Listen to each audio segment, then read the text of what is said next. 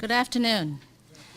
It's my pleasure to be here with you this afternoon. It's been a very busy last 2 weeks with Education Week and all the activities that we celebrate. And on the weekend, I was out at various events. And I think, we often talk about all the things that are happening in our society and whatnot. And we read the paper and we hear the news that there may be challenges and there's conflict. But there's a lot of beautiful things happening every single day. I don't think this is on.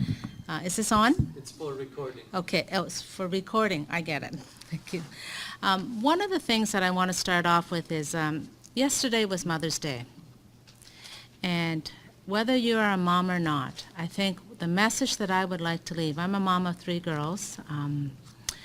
Whether you're a mom or not, one of the most beautiful things about events or special days such as Mother's Day or Father's Day, talk louder? Okay. One of the things about Mother's Day and special events such as Father's Day or any days of significance is it unites. It brings together people. It brings together family. It brings together people you may not have seen. And that messaging could be long distance.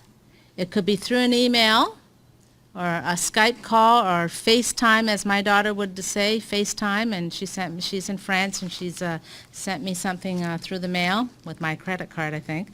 But she sent me something, and I did FaceTime with her. And, those days are what we are all about.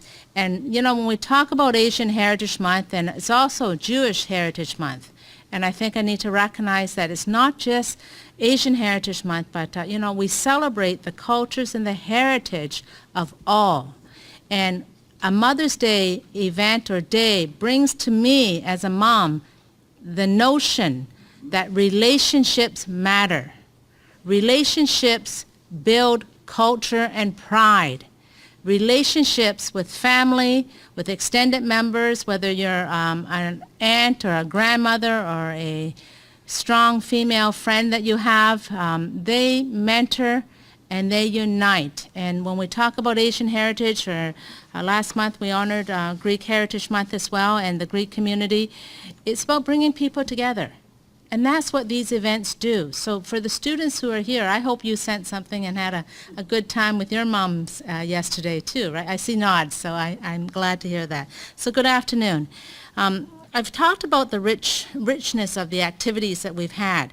And I want to just take one moment, because I was sort of at the beginning and, not so much as one individual in the room here, Trustee Mari Radka. Can you just stand for a moment here? Just for a moment, only because 10 years ago, the rich debate and conversations from the Asian Heritage Month Roundtable began.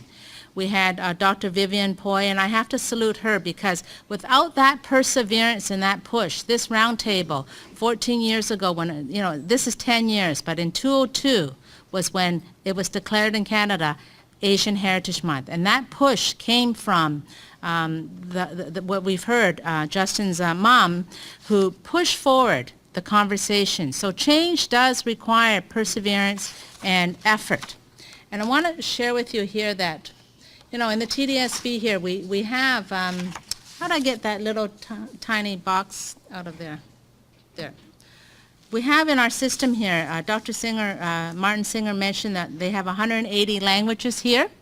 In the Toronto District School Board, it says 150 languages, but by last count, we represent 200 different languages. And our students are able to speak and come from homes where language and linguistics is valued. The faces of our students are changing. The fastest growing population that we know of in the Toronto District School Board is the mixed population. When we talk about the diversity of our city, I want to share with you that, in Toronto we have 43% of our students of Asian descent, South Asian, Southeast Asian, and East Asian. And then we have 12% are of black descent, 29% Eurocentric or white. A small percentage, only because I think we're not as good at self-identification with the Aboriginal community as we should be yet, a very small percent Aboriginal. But the other population is the other, and that other population includes the mixed population. In the last census we completed just 5 years ago, this group of mixed population has grown more than 4%. And I envision in the next census that we complete in 2016, it will grow even more. Here's an example or a map of our system, and I think that, Angela, your system would be mirror the same. You can see that in the tan color there, and the very bottom where Asia is, number 14, 15, and 16 at the far right there. Most of our students are from China. We have students and children from every walk in different countries, but we have a high percentage of students. 5% of our students are from China. So Asia plays a key role. Where are they across our system? When we talk about building communities, what does that look like? And what does that sound like in terms of the transportation, the services, and the programs that are provided to meet the cultural and ethnic needs and when we're culturally responsive? You can see here that there are 4 colors. The red represents the black population where there are scattered around our city. The yellow represents the South Asian. The white is, the blue represents the white population, and then the green represents the East Asian. And that's what our map looks like based on what the students have said to us and their addresses that we have. Now, when we look at the world, students are not only part of that map I just showed you. What we promote here, and I know that Angela and the Catholic Board and all my colleagues across the province promote, is that we're not concerned about just educating students for their local environment. Just because you attend the Catholic Board or the Toronto Board or the French Board, we educate all of us. I can speak, I think, for my colleagues, for the world stage. We want our students to be global thinkers and internationalists. We want them to embrace the world and understand world views. And so here we have here just a map of the Asia here. And for this reason, I think I need to share with you that, the federal minister released back in January Canada's International Education Strategy. That's a brand new strategy that I think people should pay attention to. Did you know that 80,000 international students in Canada are from China? That is 30% of Canada's total. Did you know that over 28,000 international students in Canada are from India? That represents 10% of Canada's total in terms of international students. And one of the fastest growing areas in terms of growth in the Asian countries to Canada and other areas is Vietnam. It is one of the markets that has been identified in the federal strategy as the highest in terms of the under 15 population. So there's a high student population there. Currently, it represents 1.3% of Canada's total. In the TDSB, we have about 110 students of Vietnamese descent who are international students.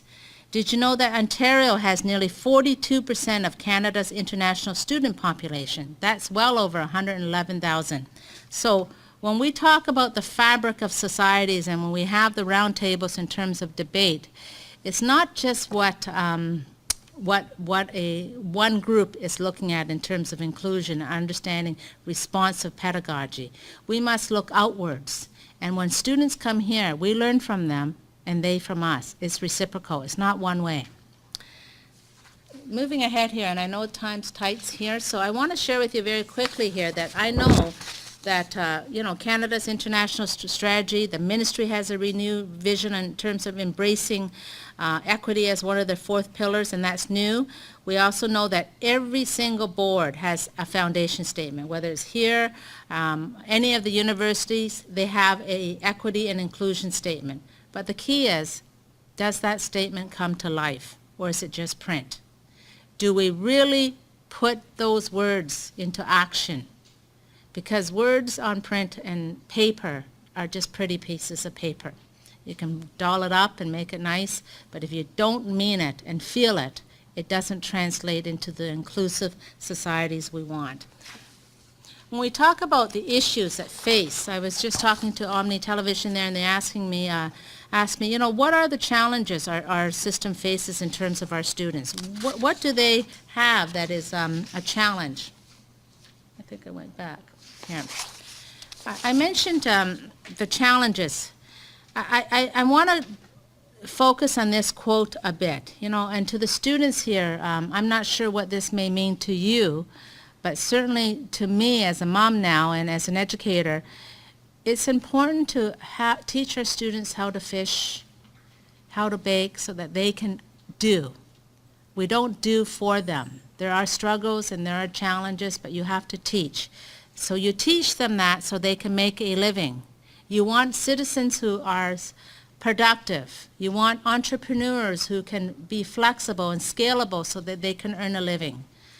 But our system must also teach them how to make a life. And when we say make a life, what does that mean to me? It means different things to different people, and I'm sure it means something very special to Dr. Suzuki.